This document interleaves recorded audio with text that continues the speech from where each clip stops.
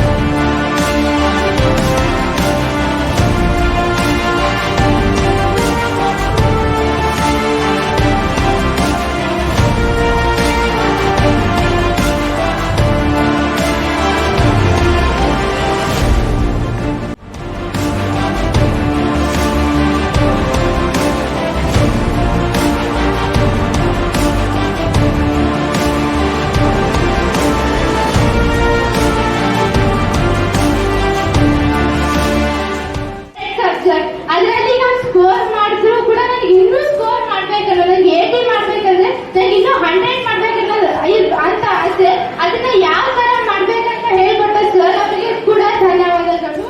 ಮತ್ತೆ ಇಂಗ್ಲಿಷ್ ಬಗ್ಗೆ ನಮ್ಗಿರೋ ಭಯನ ಹೋಗ್ತಿದ್ದೀರಿ, ಮತ್ತೆ ನಮ್ಗೆ ಯಾವ ತರ ಓದ್ಬೇಕನ್ನೋದು, ಒಳ್ಳೆ ಸ್ಕೋರ್ ಮಾಡೋದು ಹೇಗೆ ಅಂತೆಲ್ಲ ಹೇಳಿದಿರಿ.